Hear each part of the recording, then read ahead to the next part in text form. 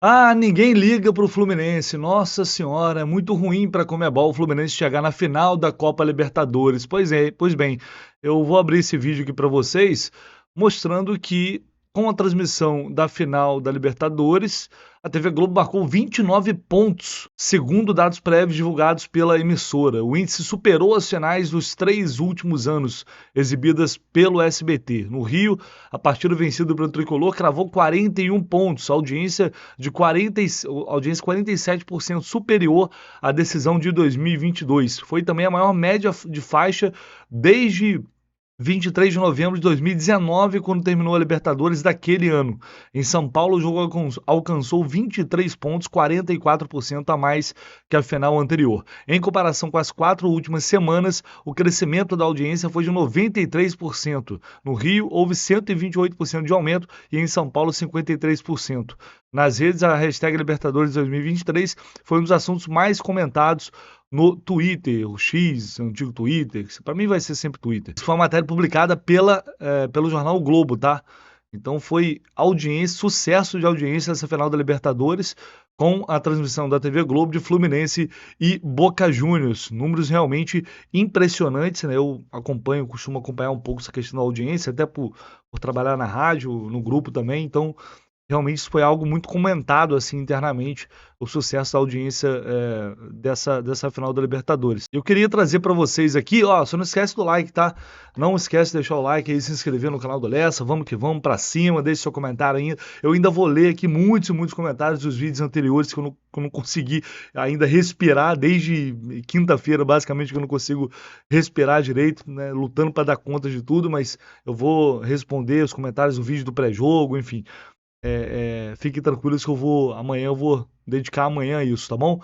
E eu queria trazer para vocês aqui essa imagem que para mim foi a imagem dessa final. As coisas mais lindas que eu já vi ultimamente, as coisas mais puras, mais bonitas que eu vi nos últimos tempos no futebol. Muita gente também já deve ter visto, mas nunca é demais assistir. Eu já assisti esse vídeo aqui 50 vezes e toda vez, assim, é emocionante. Que coisa linda, cara. Devolve no Diogo Barbosa, tentou levantar pro Keno. Keno arrumou pro John Kennedy. Que golaço!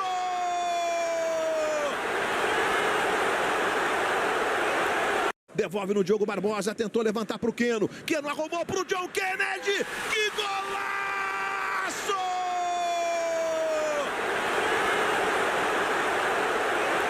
Cara, o que eu falo, futebol é um esporte que ele gera emoções e imagens que dificilmente outro esporte consegue gerar, consegue produzir e poucas coisas na vida conseguem produzir coisas desse tipo como o futebol.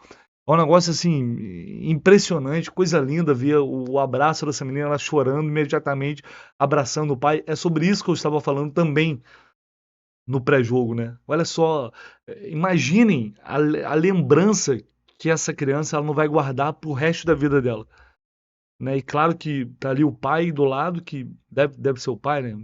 Imagino eu, que certamente foi quem a conduziu por esse caminho, quem a pessoa que a fez tricolor. Então, cara, isso não tem preço. Assim. Por isso eu falei, valorize, é um privilégio, né? Poder viver a emoção desse dia tão especial, poder viver tudo aquilo ali, algo absolutamente inesquecível, né? Uma coisa que pode se repetir ano que vem, pode demorar para se repetir, a gente não sabe, ao lado da pessoa que você ama. Essa para mim teve muitas cenas bonitas, né? Várias e várias cenas bonitas nessa final, mas essa para mim foi a mais marcante. Uma coisa linda de se ver mesmo.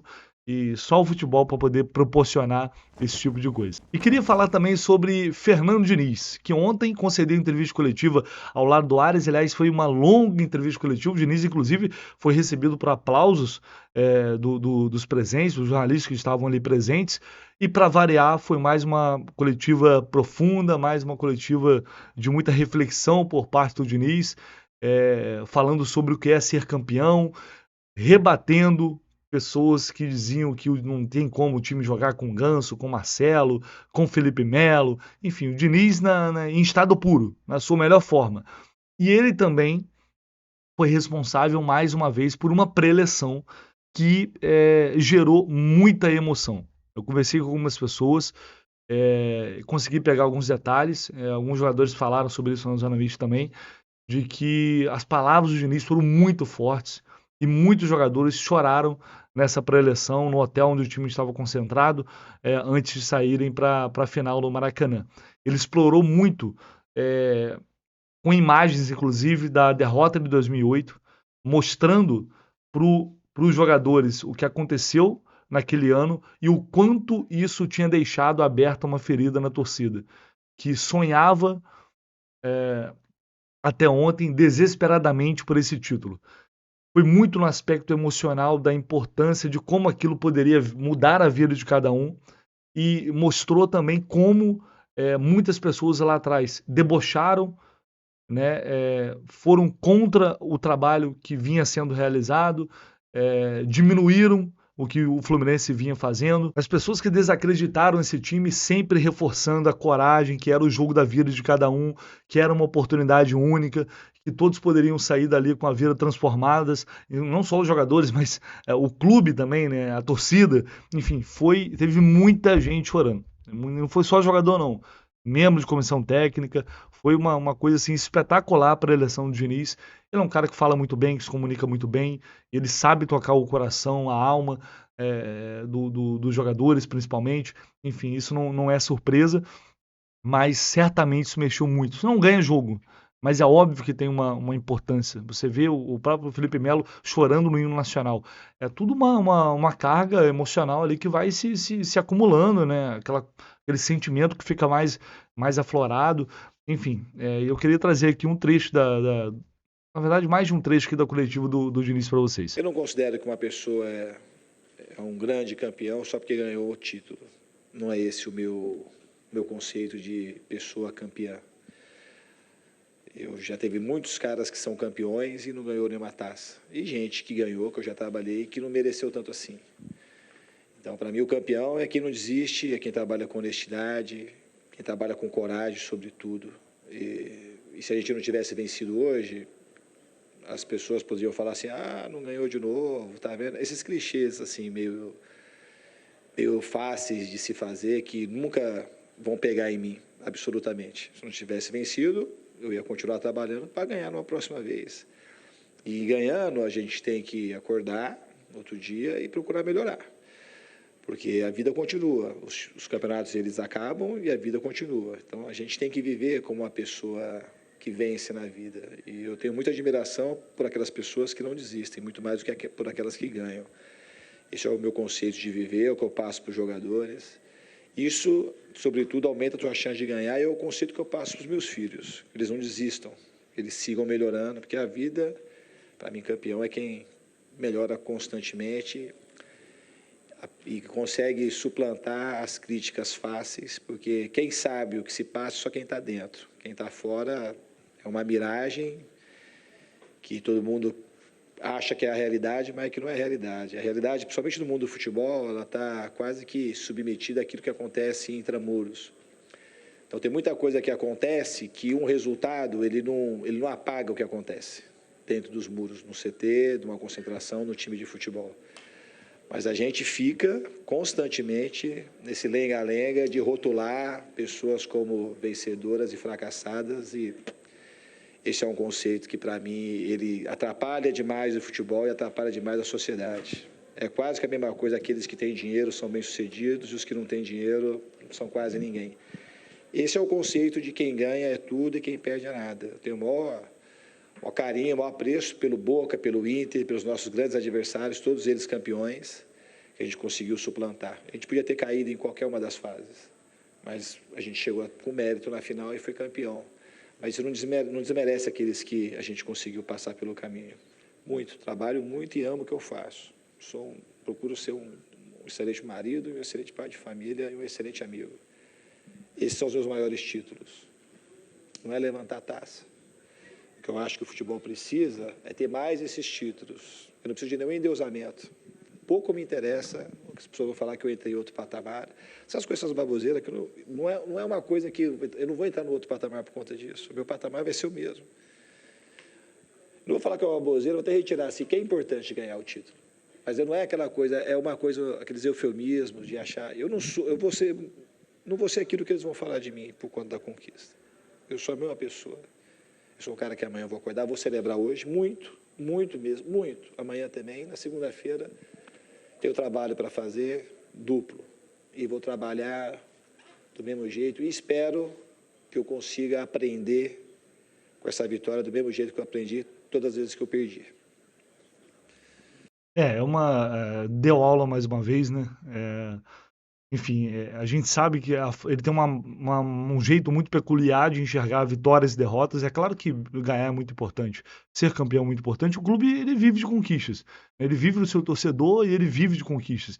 E as conquistas, elas estabelecem grandeza, isso é fato. Elas não determinam a grandeza de cada clube, mas elas influenciam na visão de grandeza. Tanto é que a gente determina, tem time grande e tem time pequeno. Por quê?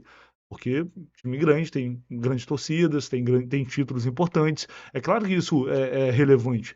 Ser campeão do Fluminense, ser campeão da Libertadores para o Fluminense não significa o Fluminense antes não era um time grande? Óbvio que não. O Fluminense continuava gigante, já era gigante antes da Libertadores. Mas é claro que a Libertadores traz para o clube um peso, um valor muito grande. Porque o que não fazia sentido é um clube do tamanho do Fluminense não ter ainda uma Libertadores. Então, óbvio que a conquista tem que ser valorizada. O que ele bate muito é que isso não pode determinar, não pode ser a única coisa que vai determinar quem é fracassado e quem é vencedor. Acho que esse é uma coisa que o Diniz toca muito, que ele fala muito sobre isso. A gente tende a rotular fracassados e ele mesmo foi durante muito tempo. E quantas vezes eu briguei, né, em grupos de WhatsApp defendendo o Fernando Diniz, justamente por isso, porque as pessoas falam fracassado, não vai ganhar nada, joga bonito, mas não vai ganhar nada. É disso que ele está falando.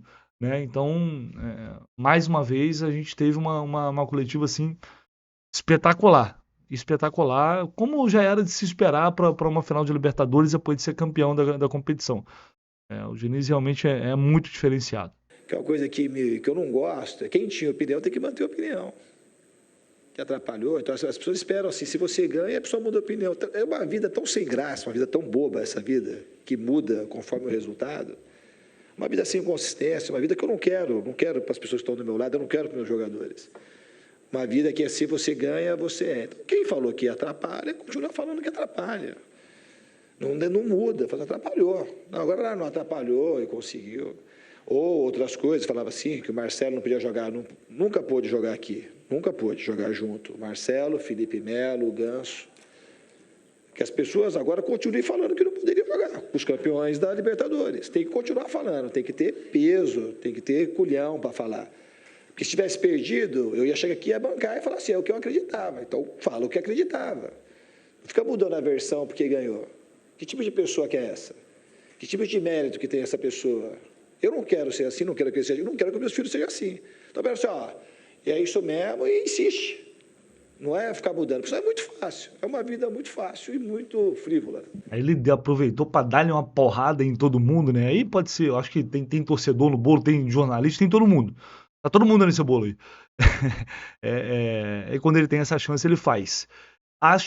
Concordo um pouco com ele, mas por outro lado eu discordo. Eu acho que todo mundo está sujeito a ele falar, só quem está dentro sabe. Claro, a gente, por exemplo, a gente não acompanha o dia a dia do clube, a gente não tem como saber, portanto a gente nunca vai ter todos os elementos para avaliar e determinar o que está bom e o que não está, porque a gente não está lá dentro, isso é evidente, né?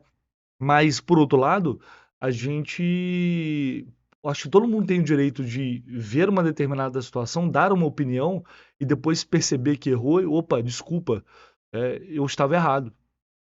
Acho que insistir no erro, discordo do Diniz, eu não acho que não, tem que manter a opinião acima de qualquer coisa. Não é isso. Né? O que eu acho, é óbvio que você não pode sair falando um monte de besteira e depois fingir que nunca existiu, como existe, tem muito por aí, tá? Tem muito por aí. Tem muita gente que xingava o Fernando Diniz, chamando de fracassado, de merda, de tudo quanto é coisa, e depois, né, como se nada tivesse acontecido.